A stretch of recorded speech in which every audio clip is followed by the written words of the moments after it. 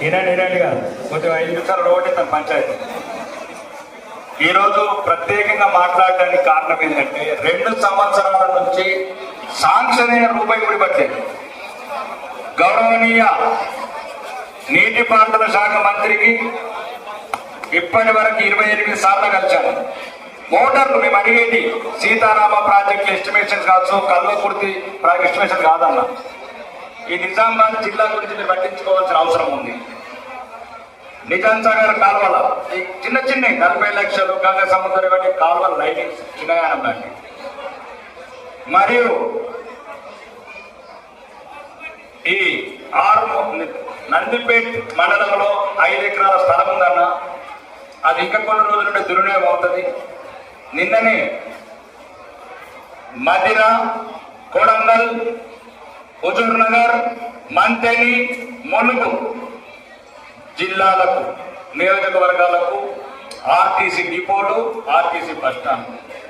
నేను ఇప్పటి వరకు 12 లెటర్లు ఇచ్చి సుమారు 10 సార్లు కలిశానన్న పొన్నం ప్రభాకర్ గారిని. నందిపేటలో డిపో కావాలి, లేదు ఆ స్థలాన్ని ప్రజలకు ఉపయోగపడే కాల్సిన పార్క్ అన్న కేటాయించండి. రానున్న రోజుల్లో ఖర్చు కూడా అవుతుంది. 6 కూడా సరిపోతలేవు. 63 ఎకరాలు ఉంది. అక్కడ కొత్త డిపో కావాలి, కొత్త బస్టాండ్ కావాలి. మరీ ముఖ్యంగా ఈ తెలంగాణ మొత్తంలో ఆర్టీసీకి ఆదాయం ఇచ్చేది 6 ఒక్కటే. జీవన్ రెడ్డి షాపింగ్ మాల్ డబ్బులు, మిగతా ఎవ్రీ మంత్ రెంటు తెలంగాణ ఆర్టీసీకి మేమిస్తున్నామన్న. గౌరవనీయ ముఖ్యమంత్రి గారు కూడా చెప్పడం జరిగింది. ఆయన సత్తన గారికి చెప్పారు, 6 ఎమ్మెల్యేలు అడిగిన దాంట్లో న్యాయం ఉంది, అది ఇమీడియట్లీ యాక్షన్ తీసుకోమని చెప్పాడన్న. అది మీరు ఒక్కసారి దృష్టిలో పెట్టుకొని గౌరవనీయ రవాణా శాఖ మంత్రి గారికి కూడా చెప్పాలన్న. ఇక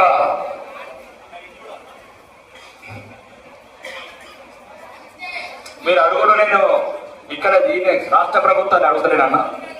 నేను మా నిజామాబాద్ గౌరవనీయ ఎంపీ సుమారు 20 సార్లు వెళ్ళామన్నా నితిన్ గడ్కరీ దగ్గరికి. ఆర్మూర్లు జగిత్యాల లైన్ కావాలి, తొందరలో టెండర్లు పెట్టాలి. మాకు అభివృద్ధిలో ఏ ప్రభుత్వాన్ని అడుగుతామన్నా దాని ఫలితమే సుమారు 2500 కోట్ల టెండర్ ప్రాసెస్ వచ్చి పనులు మొదలవుతున్నాయి త్వరలోనే ఆర్మూర్లు జగిత్యాల.